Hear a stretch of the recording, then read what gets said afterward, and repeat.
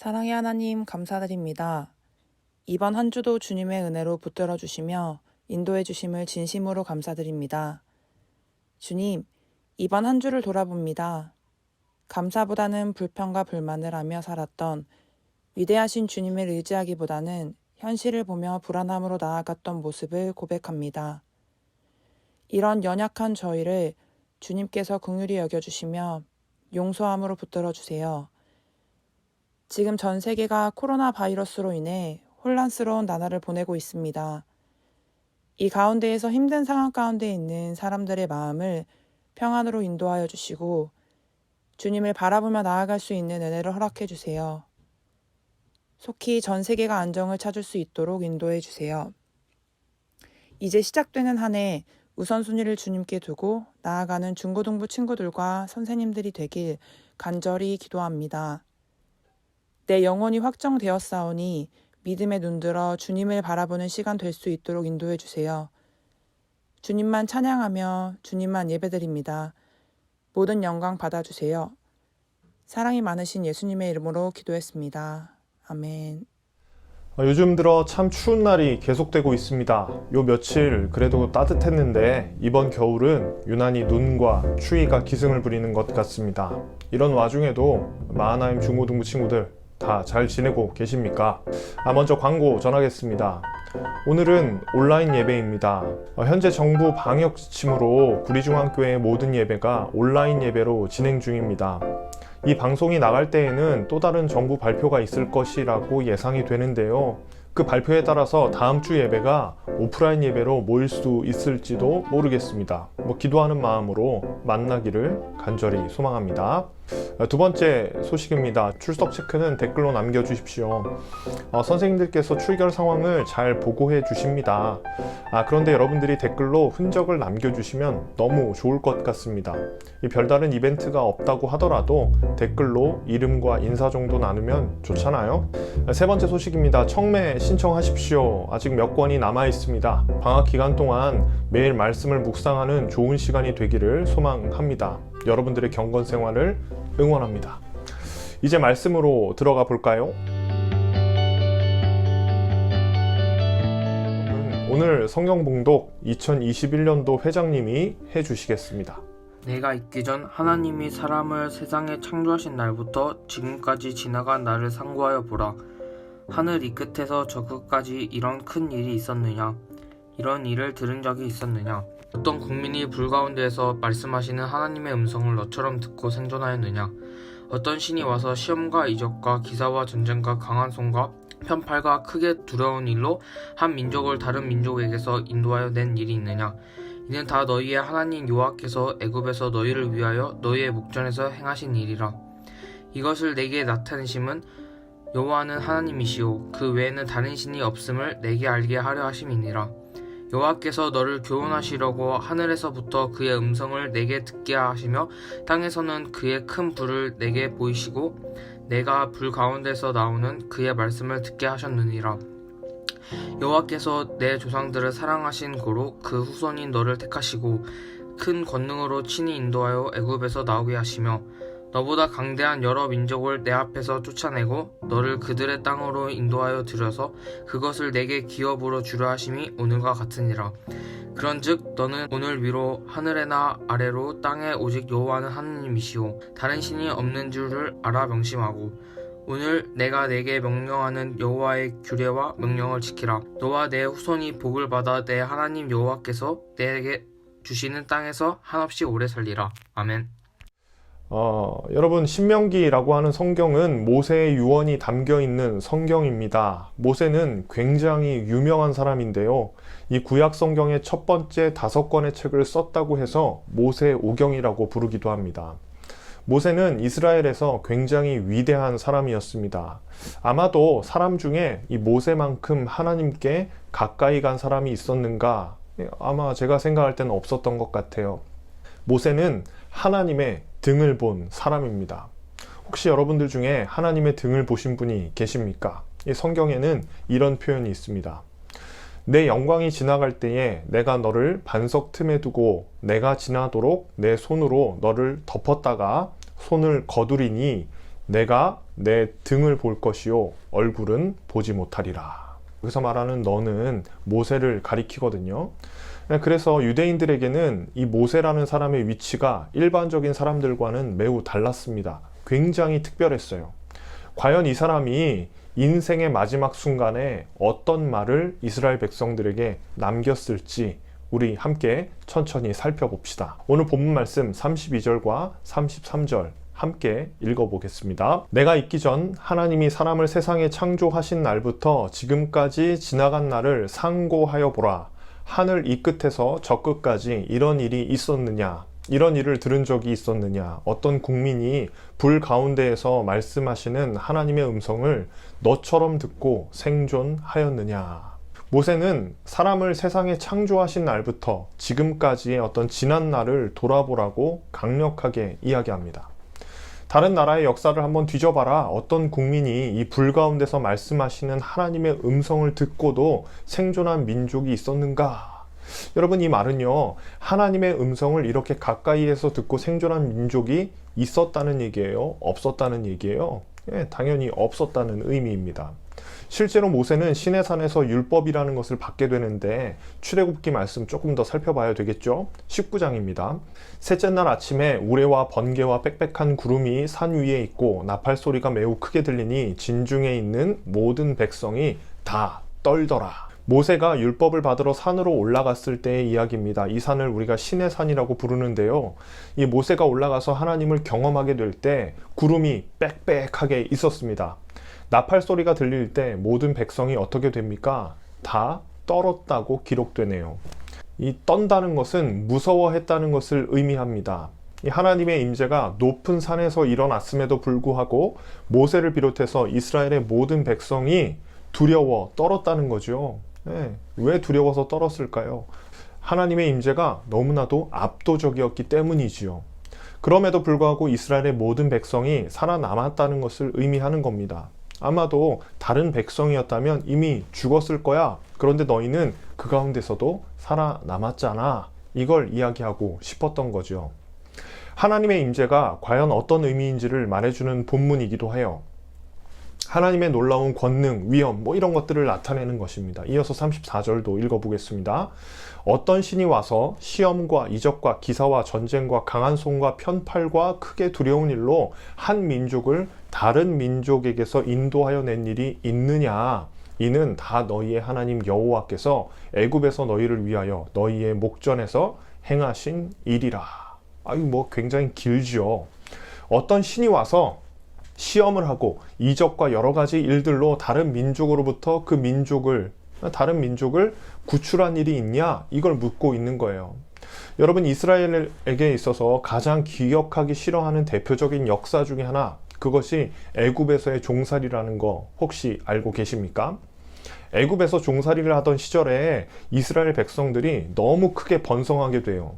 이스라엘 입장에서는 참 좋은 일인데 애굽이라는 나라의 입장에서는 종들이 너무 번성하는 것은 좋지가 않죠. 왜냐하면 언제라도 반역을 할 수 있기 때문입니다.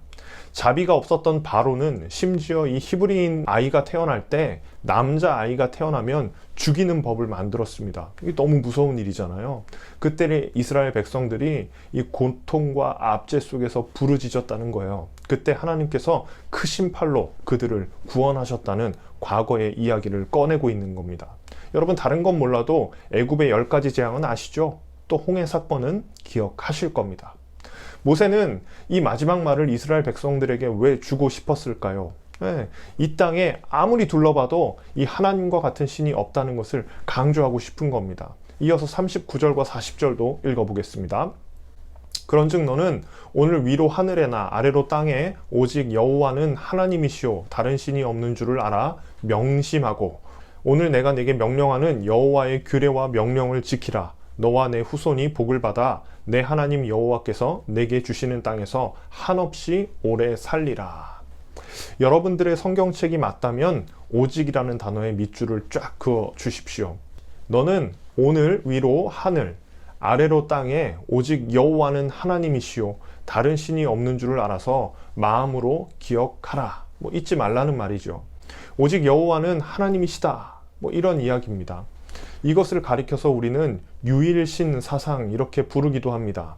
그러면 여러분, 지금 모세가 이스라엘 백성들에게 계속해서 말해주고 싶은 것은 뭐 같으십니까? 처음에는 하나님의 말씀을 듣고 생존한 백성이 있었어? 없었어.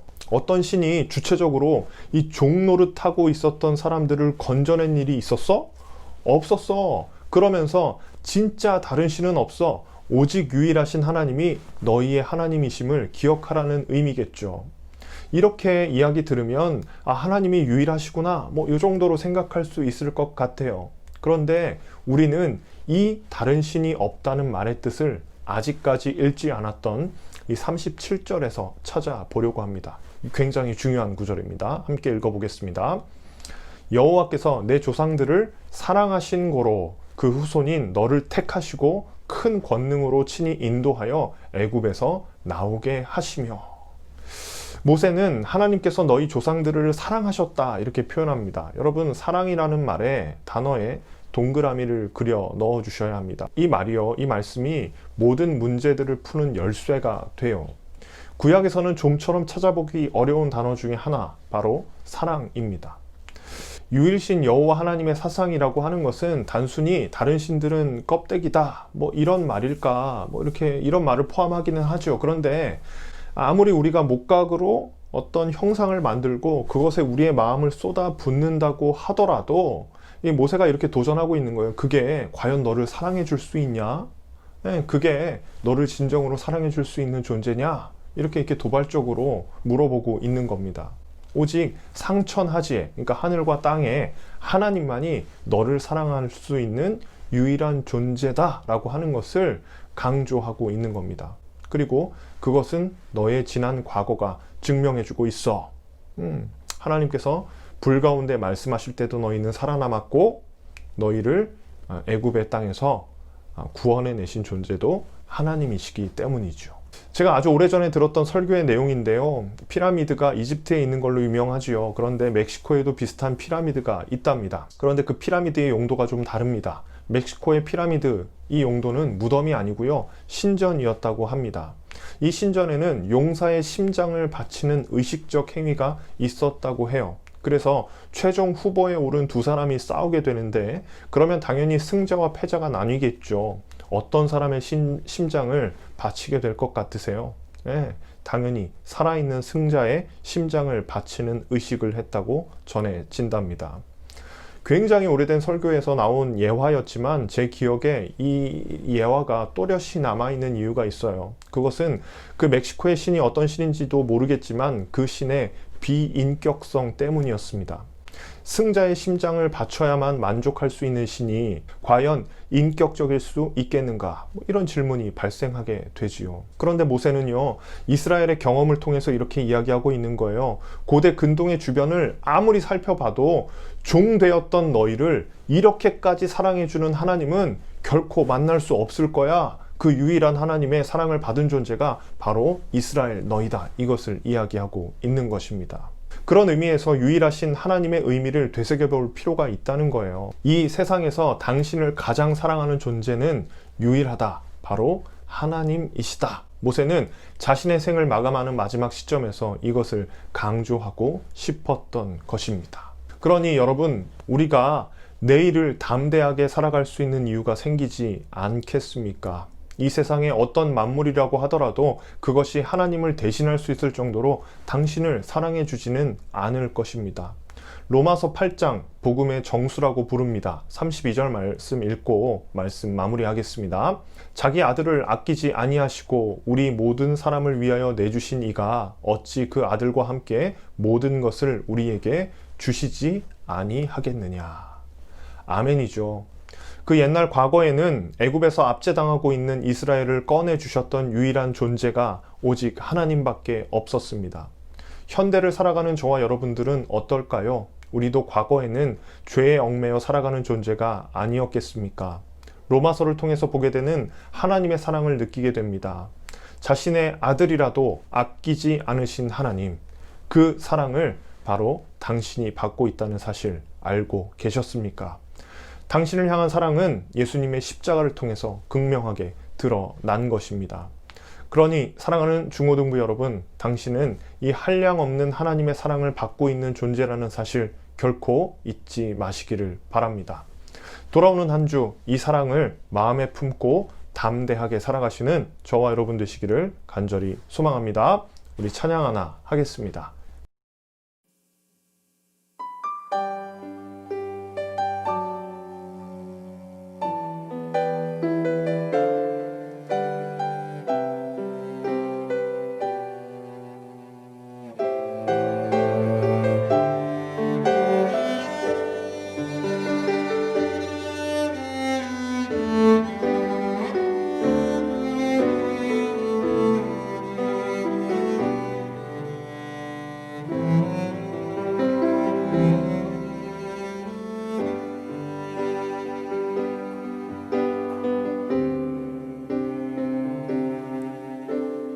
아버지 사랑 내가 노래해, 아버지 은혜 내가 노래해.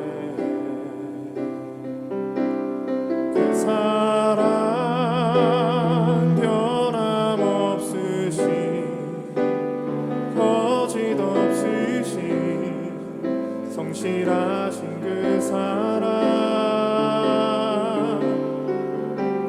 상한 갈대 꺾지 않으시는,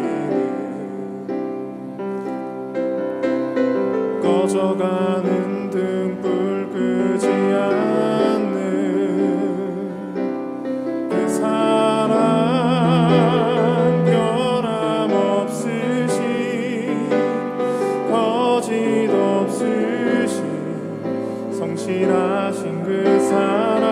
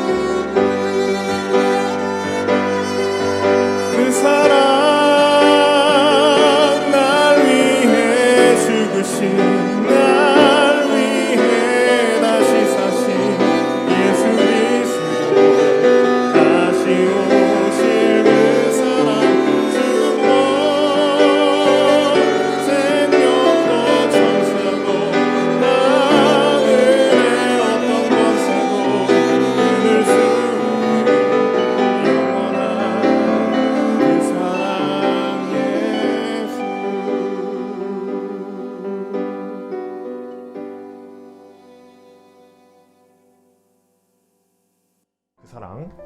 예배를 마무리합니다. 방학 기간이죠. 방학을 알차게 보내고 계십니까? 이 집에만 있어야 하는 현실이 답답하고 또 갑갑하겠지만 말씀을 가까이 하면서 하나님께로 한 걸음 가까이 나아가시는 중고등부가 되기를 바랍니다.